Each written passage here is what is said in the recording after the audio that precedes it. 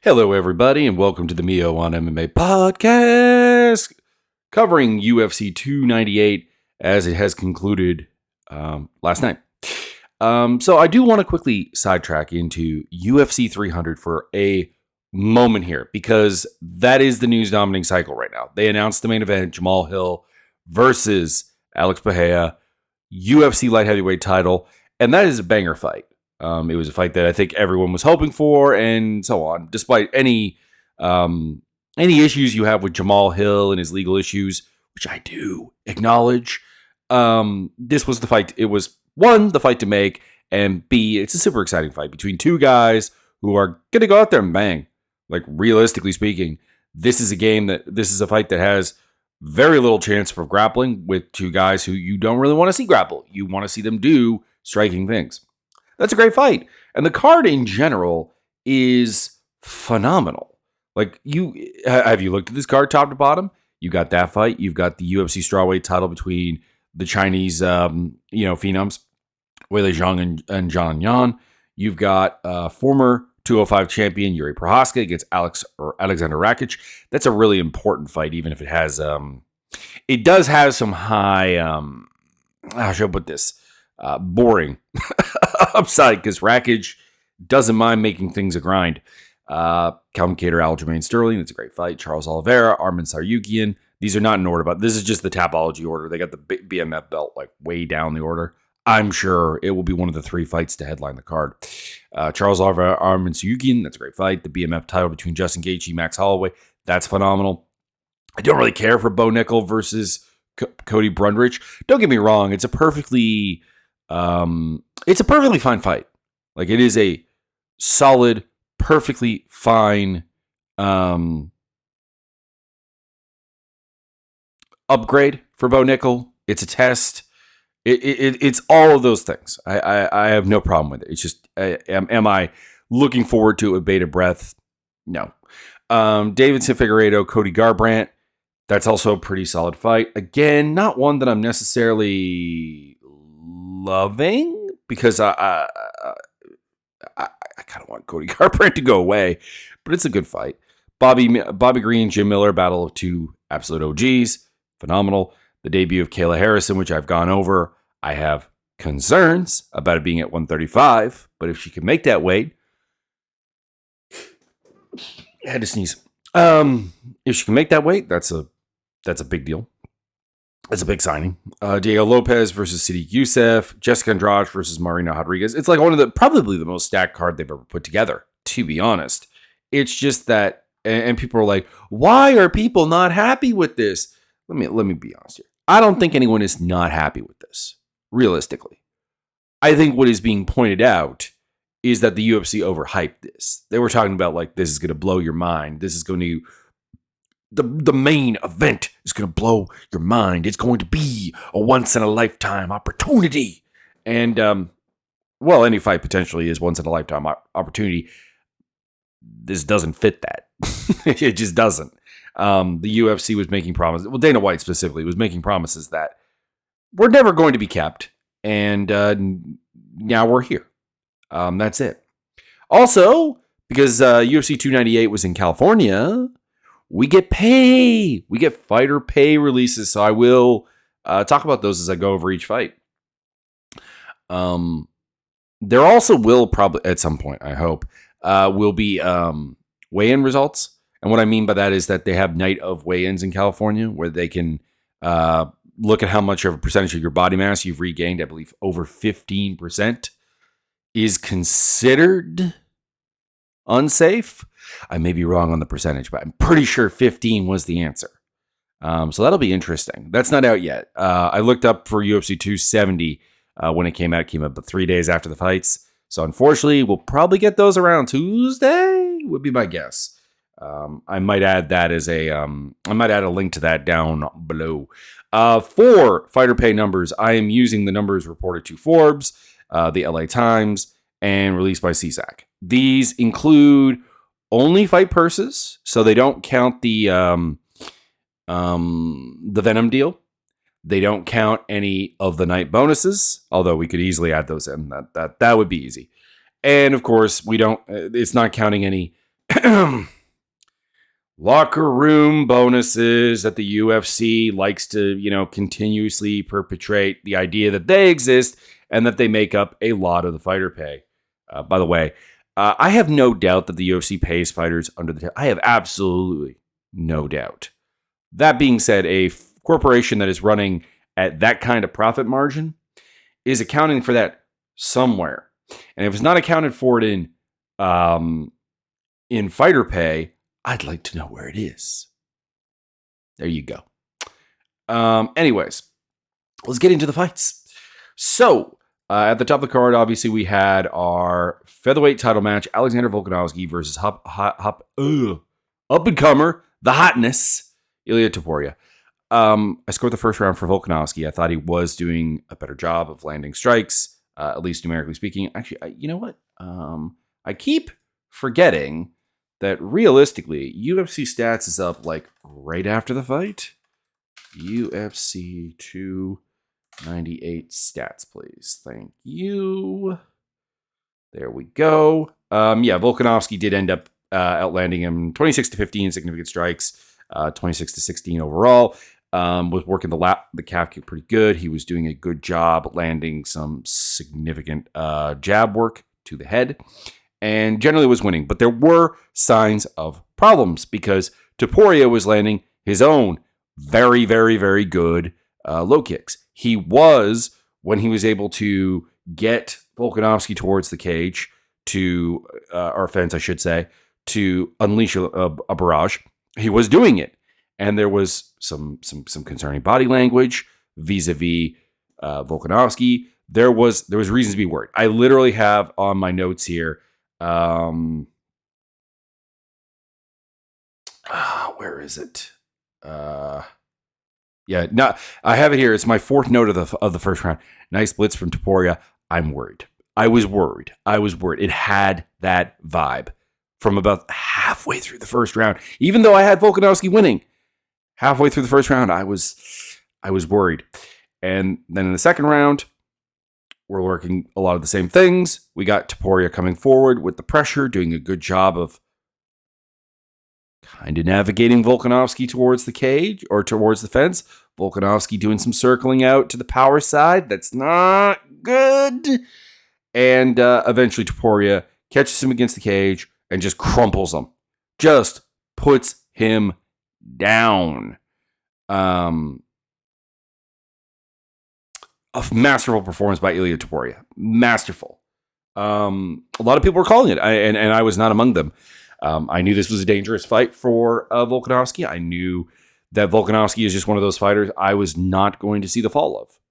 As in, I was not going to predict it. I'm going to see it. I saw it, that kind of thing. But I'm not going to see it beforehand. There are guys I have called the fall of. Volkanovski was never going to be one of them. And Ilia Topuria did great work here. And the UFC better damn well go to Spain. You have a star on your hands here in Spain. Go do it. Topuria kind of called out Conor McGregor. I'm not interested in that fight. Like, Conor's not going to make 145. You're the 145 champion. I want to see you fight at 145. We've also kind of seen Topuria fight at 155, and it's not amazing. It's not great. Like, getting into some trouble with like Jai Herbert is not exactly an endorsement of your abilities there.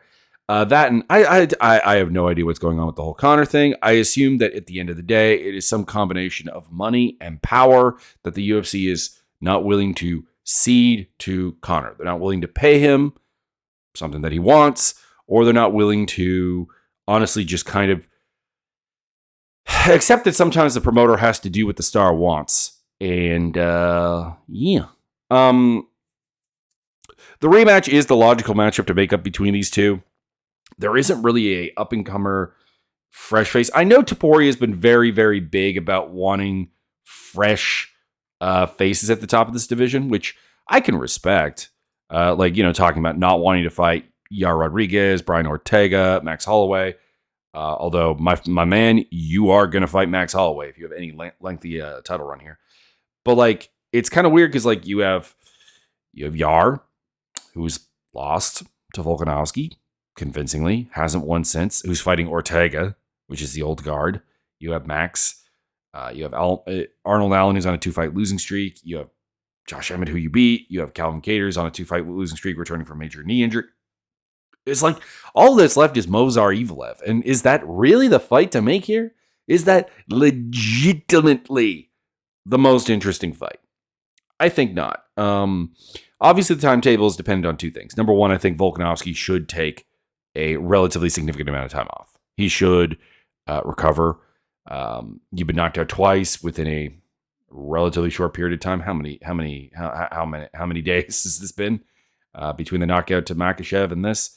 So you got knocked out in October of 2021, 23. 23 it was October 21st, and then February. So yeah, you've been knocked out twice in 4 months, roughly.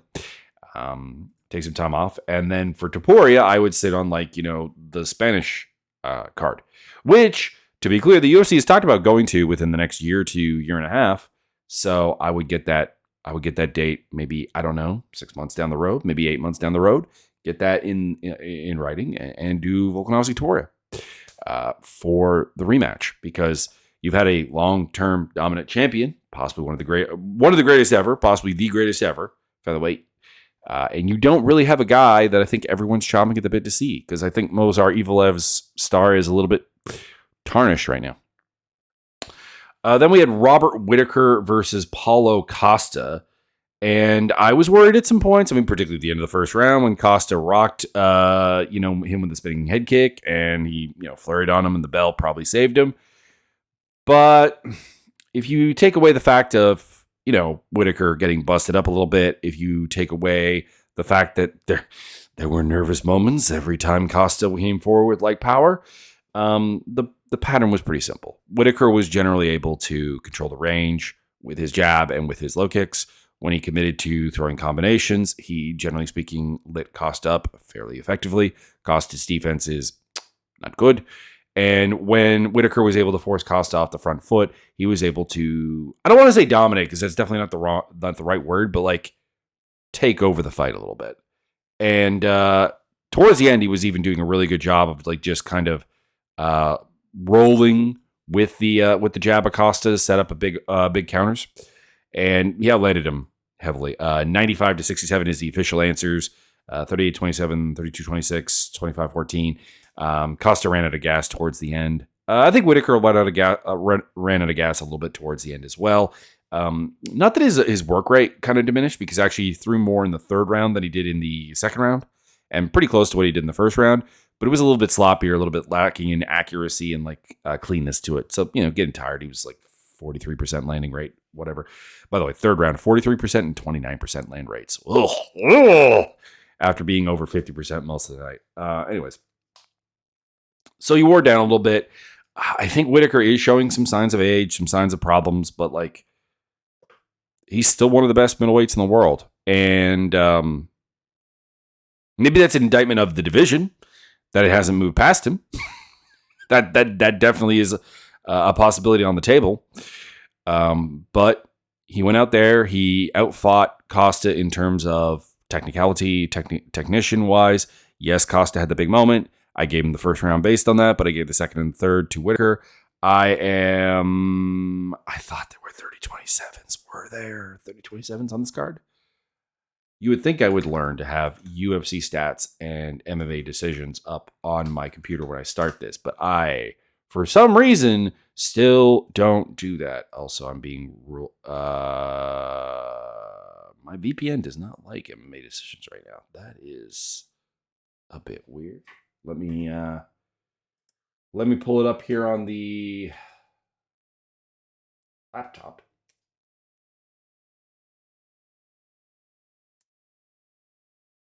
It's a very sticky keyboard.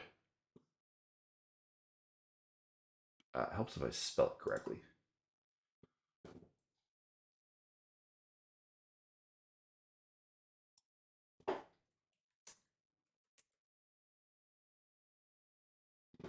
MMA decisions, the latest and most disputed MMA scorecards. Yeah. It was Mike Bell who scored it 30-27, which I cannot say that I stand behind. I don't know how you can get rocked as badly as Whittaker did in the first round and not lose that round. It's not like he doubled up on him or anything like that. It's not like it was double up, triple up, like really, really dominant. Like, you had, I don't know, 30 seconds of the round where you weren't where you had problems. But yeah, Ron McCarthy and Elliot Kelly, who is unfamiliar to me as a judge, I think were the correct scorecards here, in my opinion. Anyways, next fights for both of them. For Whittaker, I've got Sean Strickland. It's the only thing that really makes any sense right now, unfortunately. Like, if you look at the top of the division, they're all people that Whittaker has beaten, or people that you really, really, really, really don't want Whittaker to beat because you want them to be viable title contenders. Actually, I don't even think there's really anything of the latter. I think it literally is just like people that Whittaker's beaten, except for Izzy Adesanya and Sean Strickland. So yeah, do the Strickland fight, I guess. Costa versus Imavov has a lot of appeal. I had Imavov against Jack Hermanson when he fought last time, or not when Hermanson fought last time. So that has changed, but I do have a new opponent for Hermanson, so I feel actually kind of okay about it. But that is a fight that I think actually is like legitimately interesting in the sense that like Imavov is a fairly good range tactician, but at the same time has significant difficulties just keeping range. You kind of saw it with Dolidze being able to clinch with him at will, basically, and just not do anything with it because he's Roman Dolidze. And it would be pretty cool to test that out with Costa, who is somebody who can do things in the clinch and is a little bit more powerful and scary. And I can't believe I'm saying this. More structured, Paulo Costa, more structured fighter than the guy you just fought. That is weird. Anyways, Imavov versus Costa. I'm actually pretty big on that one. Oh, I haven't been doing the fighter pay. I'm not used to having fighter pay numbers. Hang on. Forbes. Provide me with fighter pay, please. 750,000 for Volkanovski, 350,000 for Topuria. Those are both flat rates. There's no win-loss bonuses on that one, apparently. I imagine that there are some pay-per-view points at play. Whittaker got 300,000, 100 which was a bonus. Or is that 400K? I think that's... Okay, so I think he got 400K. They're doing a weird thing here. Hang on. Okay, yeah. Okay, so just so it's not including the bonus in the first number, Chad. So 400K with the 100K win bonus total. Paulo Costa made $250,000. Did they win the bonus of the night? Do I have those? No. Bonuses went to performance of the night to Ilia Topuria, who got an extra 50K. Alexander Hernandez. Fight of the night was Lemos versus Dern. I don't feel great. And Ming Yang Zhang got 50K for performance of the night. So, yeah. Moving on to Ian Garry versus Jeff Neal. This wound up being a lot closer than I thought it was going to be. I actually scored it for Neal. I scored the first and the second round to Neal. Now, I did see they put up the stats after the fight that makes me think that I need to go rewatch the second round specifically, because according to the stats, Garry outlanded Neal pretty heavily in the second round. First round, I do stand behind. It was pretty close. About 50-50 in terms of landing. I thought Neal had the better shots. And then the third round just obviously was Garry's.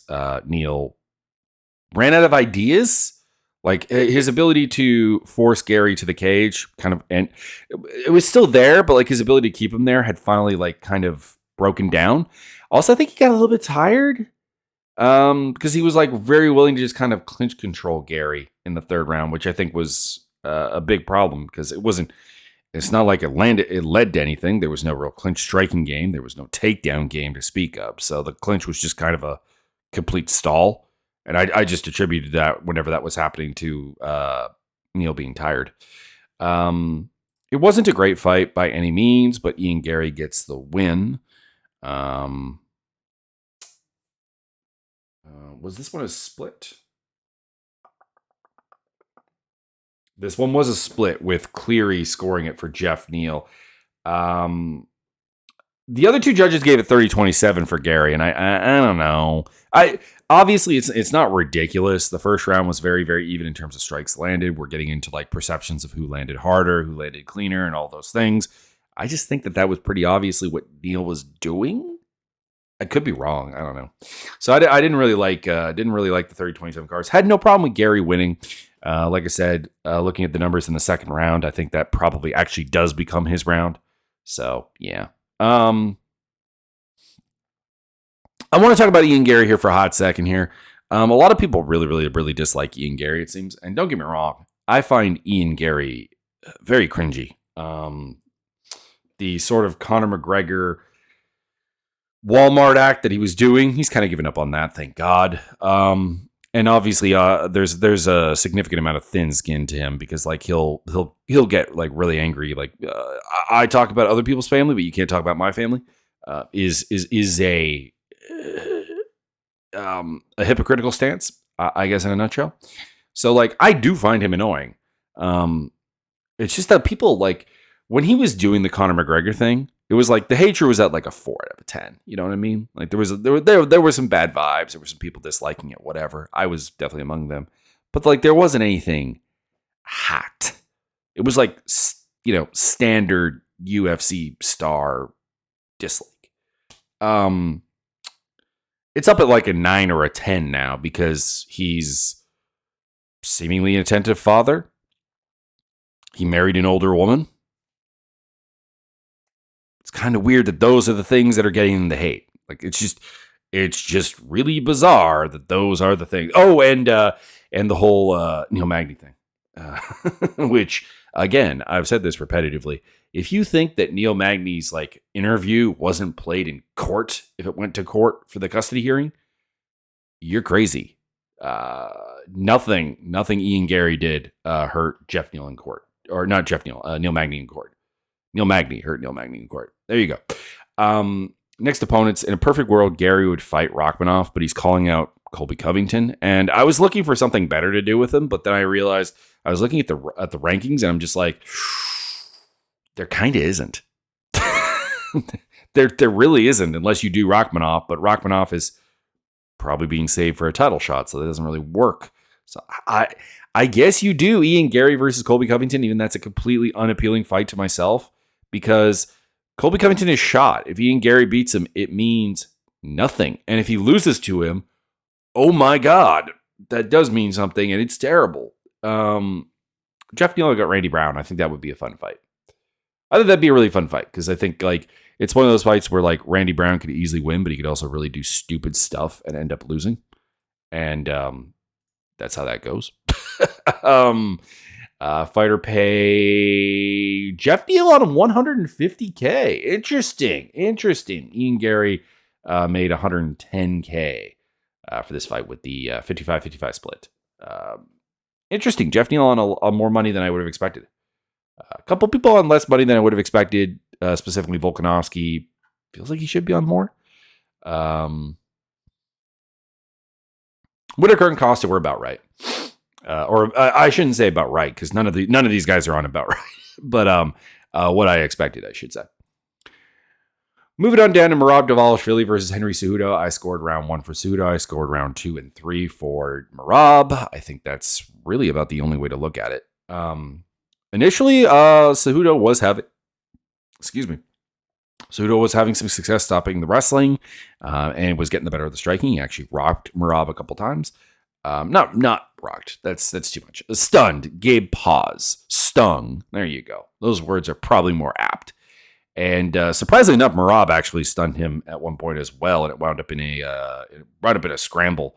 And Cejudo just out wrestled him, put him down. But like towards the end of the fight, I think Cejudo ran out of gas, and I think he also hurt his arm. I'd be interested to see that. Got away with a bunch of cage grabs though. Who was the ref on this one? Because there were a lot of Cejudo cage grabs that. Like, don't get me wrong, people get away with cage grabs all the time. But it was kind of weird to see, like, not even a warning come into play. Yeah. Yeah, I'm looking at the UFC stats here. By the way, it was Jonathan Romero who was the referee. Chris Lieben on the judging. Go Chris Lieben. And Rafael Davis. Hey, two former UFC, two MMA fighters. I don't think Davis ever fought in the UFC. And Mike Bell. Anyways, yeah. Yeah, looking at the numbers is not really any way to look at this. Merab outlanded him in all 3 rounds. Had the takedown advantage in all 3 rounds. Had the control advantage in 2 out of the 3, which he definitely won. Merab doing a great job here. Don't get me wrong. Some of the problems that I expected to be here that I picked Cejudo to win on were there. It was hard to out wrestle Cejudo. He's an Olympian. There is a reason that he's an incredibly good wrestler. And Merab's stand-up is still not great. Not great. Not fantastic. Getting better, though, I think, actually. Getting a little bit better. And it fuses into his wrestling really effectively. What's next? Merab title shot. Oh, I didn't even say this. Volkanovski got interviewed after getting knocked out. Joe Rogan doing that again, even though he has, on multiple occasions said he wouldn't do that.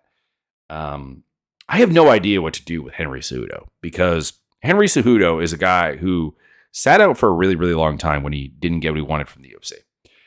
And they finally gave in, and they gave him a title shot against Aljamain Sterling. And we thought at the time a big-ass paycheck, but he made $150K for this fight. He's on 150. For comparison purposes, he's on Jeff Neal's contract? That's wrong. Anyways, 210 was Dvalishvili's pay for this on 105. Anyways, what I'm getting at is he sat out all that time just to get that deal. That's not good. That is not good at all. Anthony Hernandez did his thing against Roman Kopylov. Yes, he had some struggles in the first round. Yes, Kopylov was landing some good shots. He was landing some good body kicks. He was landing some good low kicks. I actually wasn't intimidated by the fact that he got his kick caught, and he kept doing it, which was nice. The first takedown defense was quite good. He was able to do some good work. I gave him the first round. Someone gave me some crap on Twitter about it because Hernandez had a little bit at the end of the first round where he got him into a clinch against the cage, landed some elbows and some knees. I didn't think that was enough to win the round. Now, if you scored it for Hernandez, I don't have really a problem with it, but I think that it was predominantly a striking round with some ineffective wrestling, and Kopylov got the better of it. But then in the second round, Hernandez is not deterred. He is making some adjustments. He utilizes a double leg off of the cage, gives him a dump, puts him on his back, gets the back control. Looks like he has a rear naked choke wrapped around the chin. Looks pretty tight. Kopylov does escape, but Hernandez gets right back there, sinks it underneath the chin, and at that point was like, this is over. Not the most informative fight in the world. Hernandez comes in as a guy who's uncomfortable striking and will just keep pressuring to get the takedown and get to the ground game. He did that. Kopylov is a guy who still needs to work on his depth of wrestling defense, because he's not a huge hitter.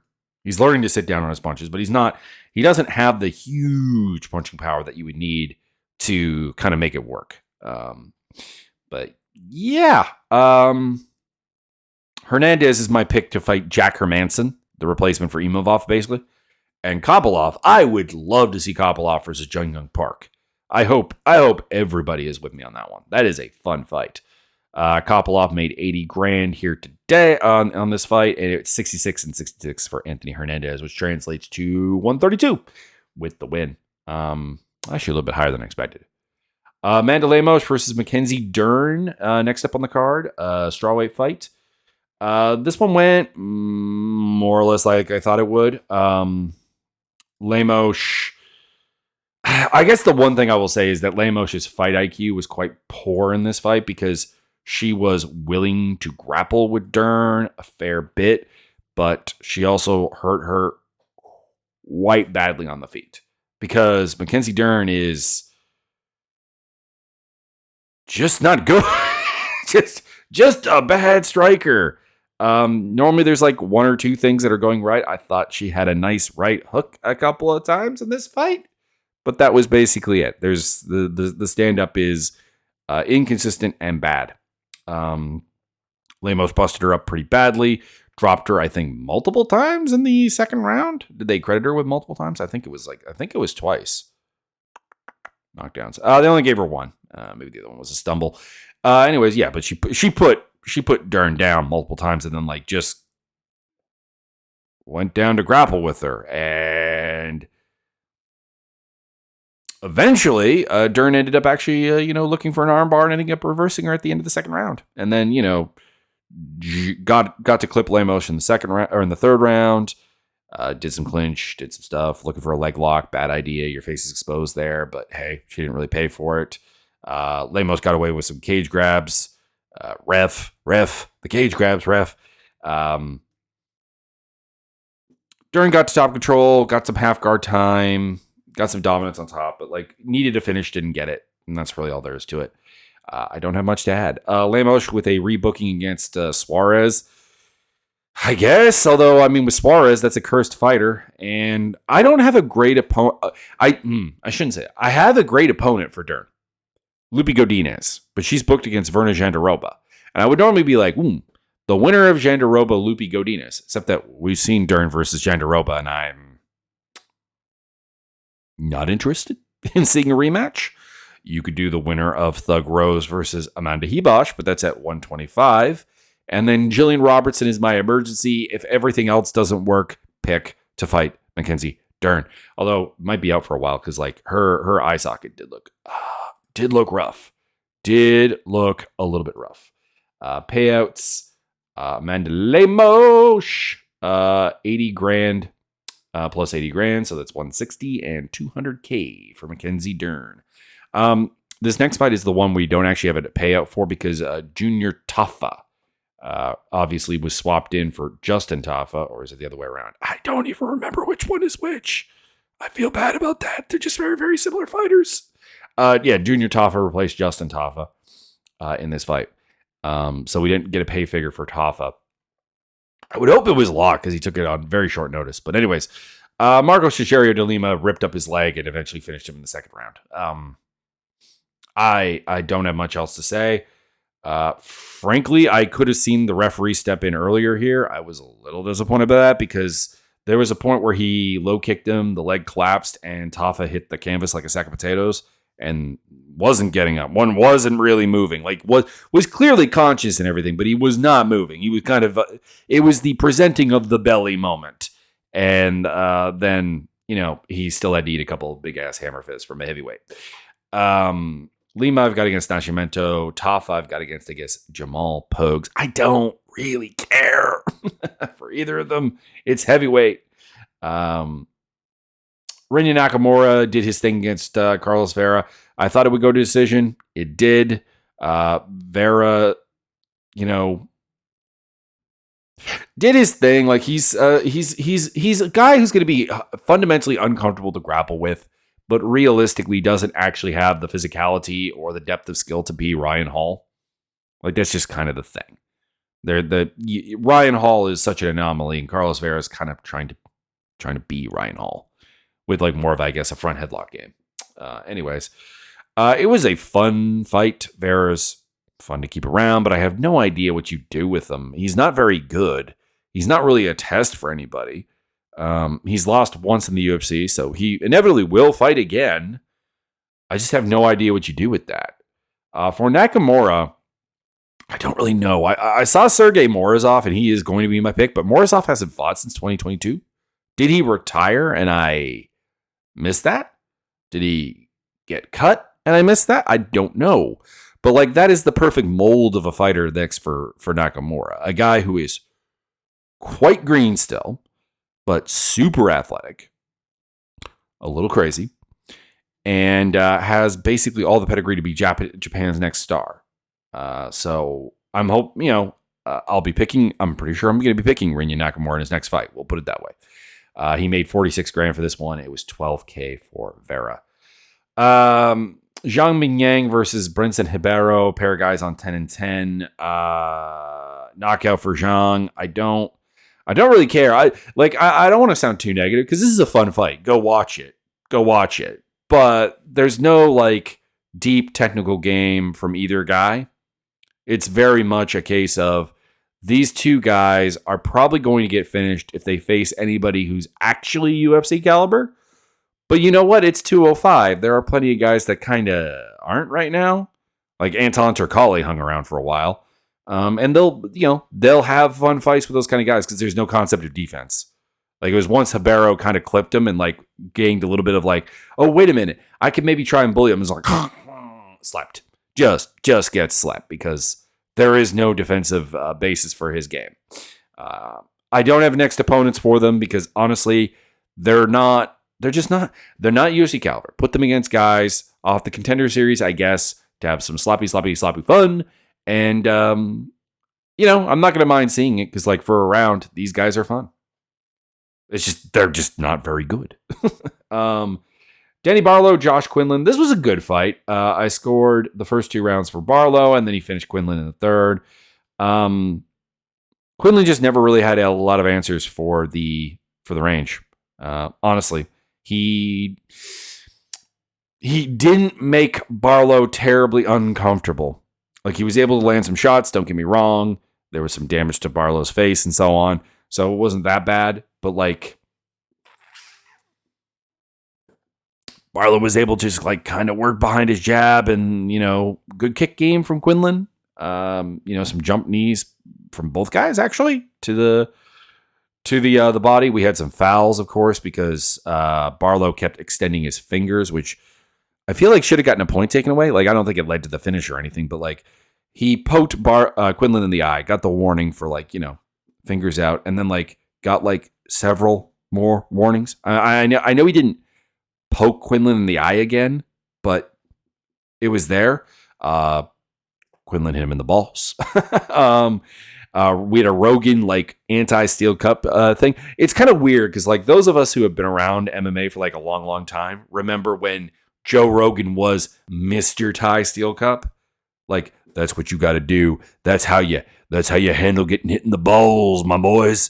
And now he's kind of an anti it. And don't get me wrong, the anti stance is probably correct because if you ever try to take down someone wearing a steel cup and you smash your head into it, it's a weapon. It can be used to grind on people and so on. Like, don't. I am not disagreeing with Rogan now. It's just kind of a weird about face that Rogan's gone through. Rogan has a lot of fascination with cups. It's a bit weird. Anyways, third round comes around. Quinlan needs to do something new. Needs to turn it up. Needs to go for it. Both men went for flying knees. Barlow does end up, getting blitzed on by Quinlan, and boom, knocks him down twice, and we get a standing stoppage from Herzog eventually because Quinlan kept like popping back up, but like clearly lights were on, nobody was home, sort of deal. It was a good fight. It was a fun fight. Danny Barlow getting the W. That's nice. I've got him against Munir Lazez if he's still around, which he's been really, really quiet lately after the Kinahan stuff. And then Quinlan I've got against Rolando Bedoya as a pretty damn fun fight. Like, am I alone in thinking that would be like just dope? It was a good win. I imagine they were on like peanuts here for pay. Yeah, I'm right. Quinlan was on 12K, and Barlow 10 and 10, so Barlow makes 20. Oban Elliott versus Val Woodburn. This was not a bad fight by any means, but it highlighted Woodburn's lack of a game and fight IQ. Essentially, like the third round was like a particularly, a classic moment here where like you need a finish. You've lost the first 2 rounds, like very clearly. You've been outlanded. You've been controlled on the ground. You couldn't get back up, realistically. He did get up in the second round, I think, but like not a lot of ability to get up. Like, Elliott was able to outstrike him, deal with some power coming back at him and everything, but like, take him down. He had some problems early on, like Woodburn hit a head kick Elliott hit Woodburn with a head kick, and then Woodburn's just like, all right, boink, and clubbed Elliott and had him like, I think, seeing a little bit of stars, and there was like a desperation takedown there. Got back controlled the fight, couldn't get the rear naked choke. Probably would have been better off just pounding. Like, I mean, look at Woodburn. There's no neck there. What are you trying to choke? You're trying to choke a tree trunk, sir. But in the third round, basically Woodburn had a moment where like he got up with a minute and change to go, and he just stayed clinched. Corner screaming at him.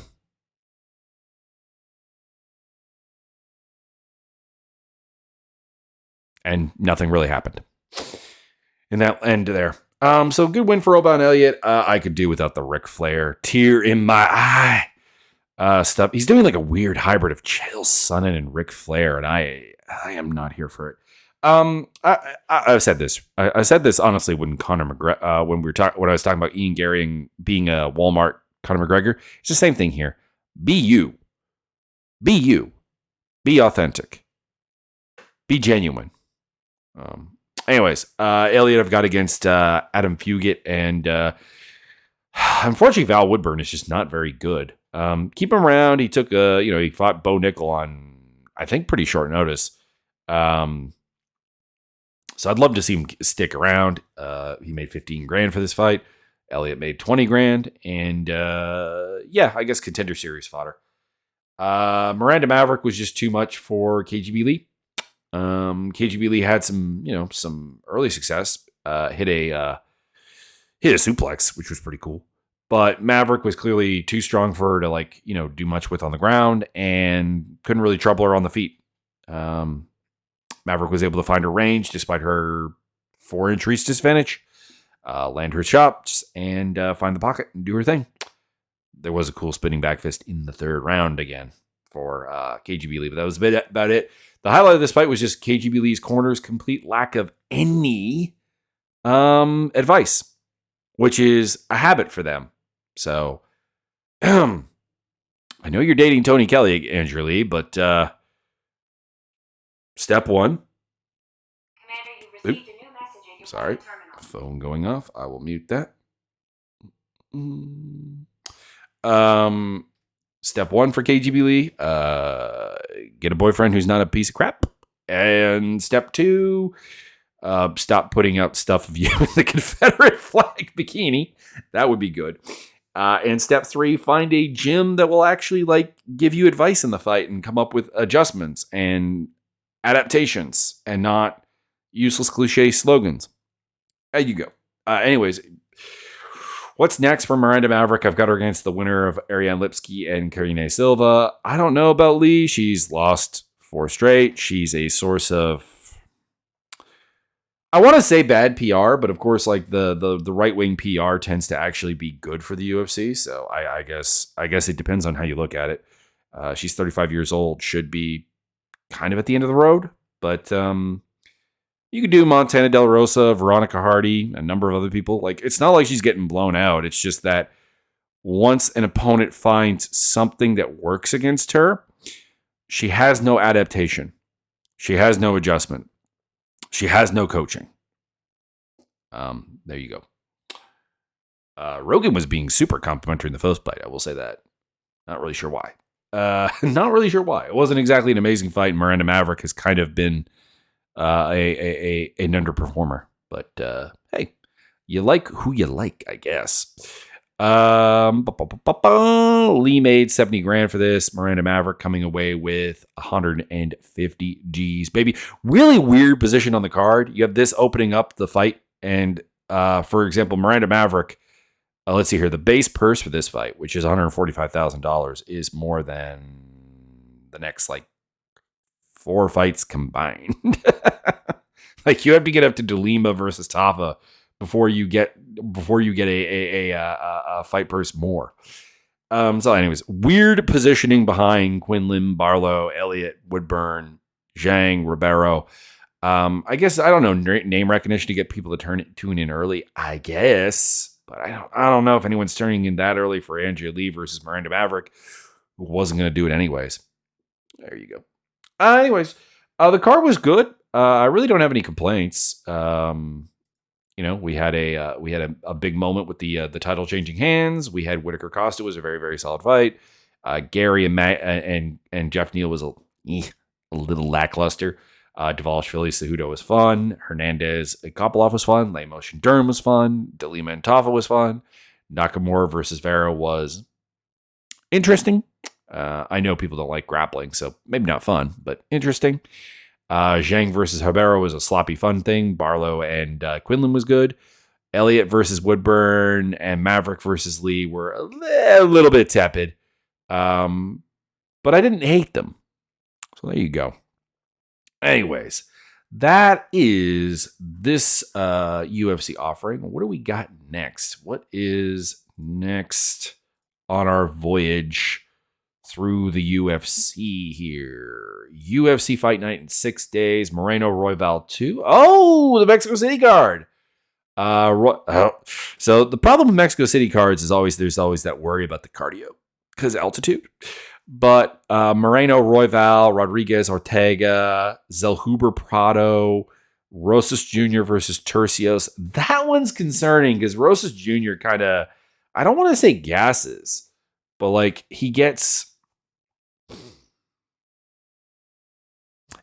tired and I don't think he really knows how to deal with it. Howard Gui, Sam Hughes, that's a fun fight. Manuel Torres, Chris Duncan, Christian Quinones versus Ronnie Barcelos, Jesus Aguilar versus Matish Montalza, Edgar Shirez versus Daniel Lacerda again, Claudio Puelles versus Faris Ziam, Luis Rodriguez versus Dennis Bondar. I don't really know Luis Rodriguez.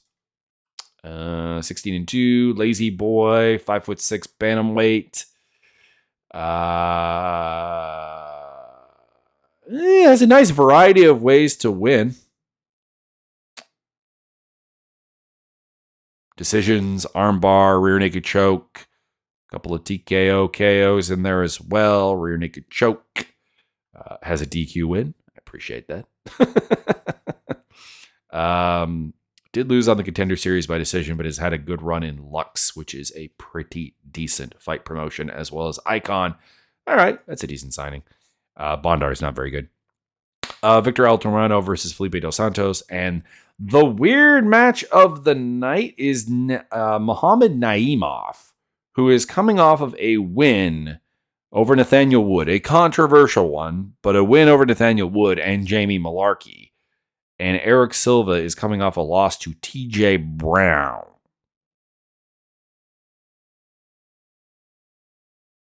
And there doesn't appear to be a canceled fight that would explain this matchup. I think you can tell who I'm picking. Anyways, yeah. Check the links down in the description below. Check out the UFC or my Discord for the Fight Simulator, video gaming stuff, social medias, etc. And have a good day. And hopefully this one ends up on Spotify. The last one did not for some reason.